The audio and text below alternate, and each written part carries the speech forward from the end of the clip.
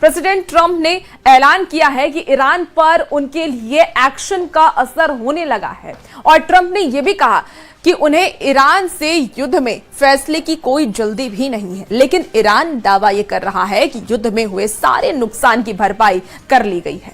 अब ईरान डिफेंसी के बजाय अटैक मोड में नजर आ रहा है। वो खुद को डिफेंस नहीं कर रहा बल्कि अब चाह रहा है वो अटैक करना। ऐसे में हॉर्मुज़ स्ट्रेट में ईरान को ओमान के साथ मिलने से ट्रंप भड़क गए हैं।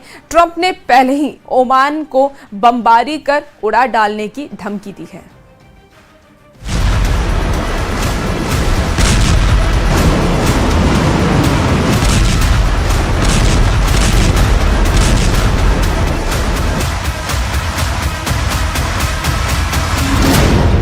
ओमान ने ट्रंप को हमले के लिए भड़काया।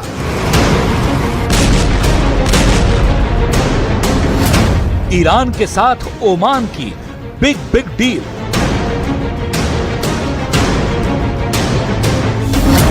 हॉर्मुज़ पर ट्रंप के दावे फुस।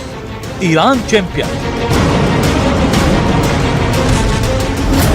जो नहीं देगा टोल उसे छोड़ेगा नहीं ईरान। ما هم در مسیر ورود در واقع کامل سمت ما هست و هم بخشی از مسیر خروج در آبهای سرزمین جمهوری اسلامی ایران در بخش ये युद्ध अब ट्रंप के बस का नहीं रहा,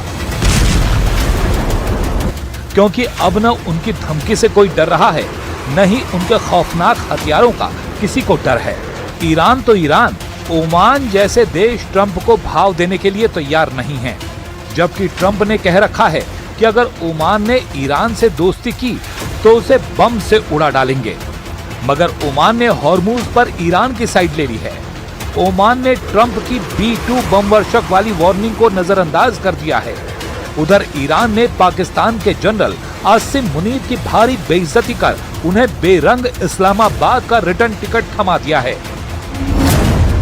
24 घंटे के अंदर टूट गया डीलर मुनीर का ड्रीम।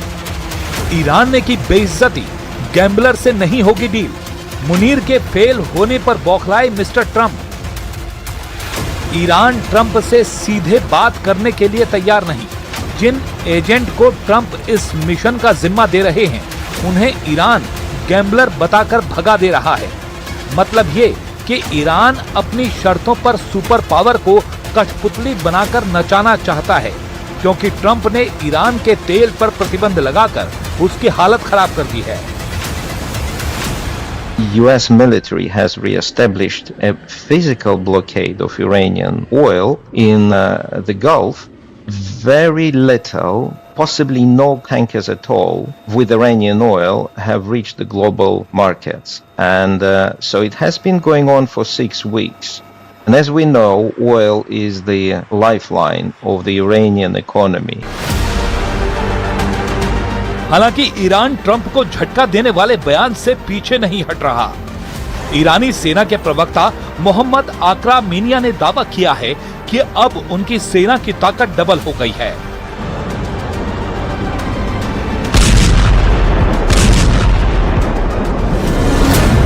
ईरान मिलिट्री के मुताबिक अमेरिका के हमलों के खतरे से बचाने के लिए डिफेंसिव पोजीशन के बजाय अब अटैकिंग पोजीशन की तैयारी कर ली गई है। ईरान ने युद्ध के आखिरी दौर में कई प्रीएम्प्टिव ऑपरेशन किए और जॉर्डन में यूएस बेस पर ईरानी हमला यूएस हमलों के लिए एक असरदार रोकथाम थी। आकरा मीनिया ने दावा किया है कि अगर कोई अमेरिकी सैनिक ईरान में घुसता है और उसे पकड़ा जाता है तो उनकी सरकार उसे फाइनेंशियल इनाम देगी। ईरान ने युद्ध में हुए इंफ्रास्ट्रक्चर को हुए नुकसान की पूरी भरपाई कर ली है। 6 महीने से जारी युद्ध में अब ईरान नए मिलिट्री इक्विपमेंट से लैस है।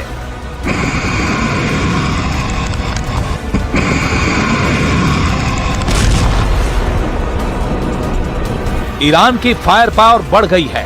ईरान ने युद्ध के विस्तार का भी इशारा किया है। बहुत जल्द पेजेश्कियन और पुतिन की मीटिंग फाइनल होनी है, क्योंकि युद्ध के 6 महीने पूरे हो रहे हैं और ईरान अब वेट करने के मूड में नहीं है।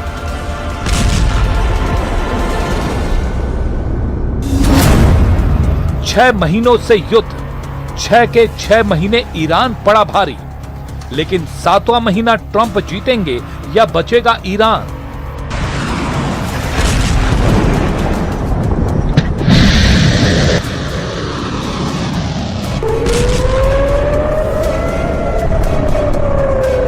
अमेरिका, इजराइल और ईरान की लड़ाई के 6 महीने हो रहे हैं।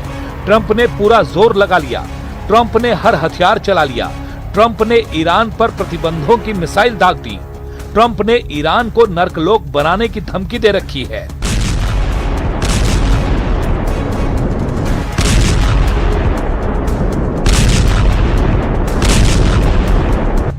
लेकिन ईरान उतना ही मजबूत बना हुआ है, ईरान उतना ही खूंखार बना हुआ है, ईरान उतना ही अजेय बना हुआ है जितना फरवरी 2026 में था। अली खामेनेई ने जैसे अमेरिका से टक्कर ली, वैसी ही जिद मुस्तफा खामेनेई ने दिखाई है। ईरान के लिए अब माहौल ज्यादा फेवर के बने हुए हैं। खाड़ी देशों में ईरान का रुतबा बढ़ने लगा है। ईरान को नए नए पार्टनर मिलने लगे हैं।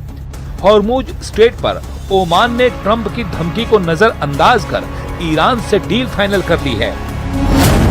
ईरान और ओमान ने हॉर्मुज से जहाजों की आवाजाही फिर शुरू करने के लिए एक नए रूट पर लगभग सहमति बना ली है।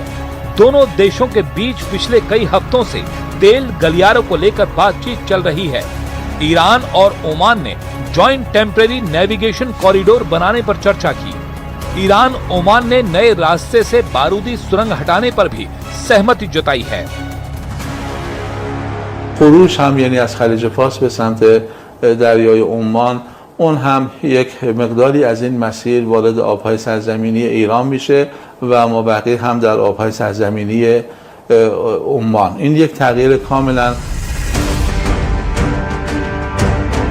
ईरान प्लस ओमान ने ट्रंप की टेंशन दोगुनी कर दी है। दोनों देश हॉर्मुज में ऐसा ऑयल रूट बना रहे हैं जहां दोनों की इजाजत के बगैर कोई गुजर नहीं पाएगा। हॉर्मुज में ये रूट जहां पर हैं, अब उसकी डिटेल देखिए।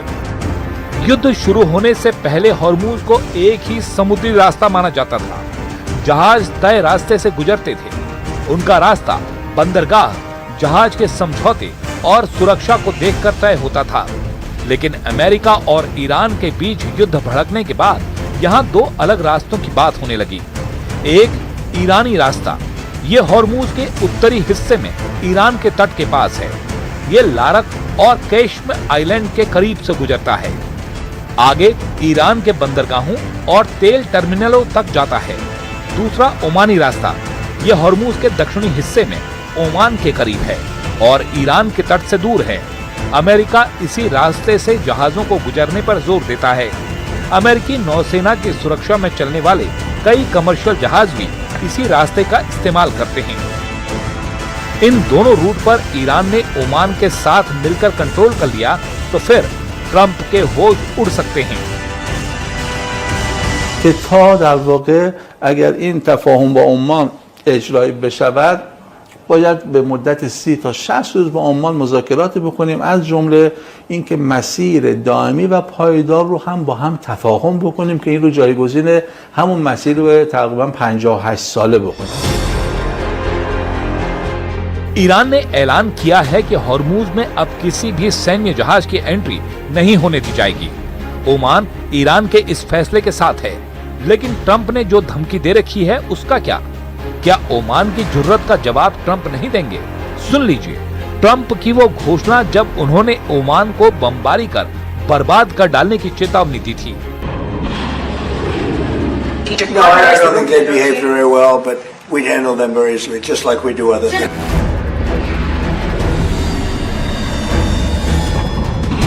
इस बीच अमेरिका ने खौफनाक मिसाइल को वॉर में टेस्ट करने के सिग्नल दिए हैं। अमेरिकी नौसेना ने AIM-424 long range air to air missile मेलिस का फर्स्ट लुक रिलीज किया है। ये हवा से हवा में मार करने वाली मिसाइल है, जिसे जंगी जेटों पर तैनात करने के लिए बनाया गया है। अमेरिकी मिसाइल पावर के मामले में चीन की PL-15 मिसाइल कोसों आगे मानी जा रही है। पहली बार मेलिस मिसाइल को नेवादा में टेलहुक कन्वेंशन में प्रदर्शित किया गया था। AIM-424 मेलिस मिसाइल 250 समुद्री मील यानी 463 किलोमीटर से ज्यादा दूरी के टारगेट को तबाह कर सकती है। इसे खास तौर पर घात लगाने के लिए डिजाइन किया गया है। ईरान पर अमेरिकी फोर्स विस्फोटक हथियारों की लॉन्चिंग के लिए रेडी है, मगर फिलहाल ट्रंप ईरान पर हमले का ऑर्डर नहीं दे रहे, क्योंकि वो पहाड़ी देशों में अपनी टीम को सॉलिड बना रहे हैं। ट्रंप ने सीरिया से सपोर्ट के लिए उसे अपनी बेड लिस्ट से बाहर कर दिया है। अमेरिका ने अब दुश्मनों की लिस्ट में सिर्फ 3 देशों को रखा है। ट्रंप की state sponsors of terrorism list में अब सिर्फ 3 देश हैं। पहला ईरान, दूसरा क्यूबा और तीसरा किम जोंग उन का उत्तर कोरिया। अमेरिका के कट्टर विरोधी देशों की इस फहरिस्त में अब उन देशों की भी गिनती की जाएगी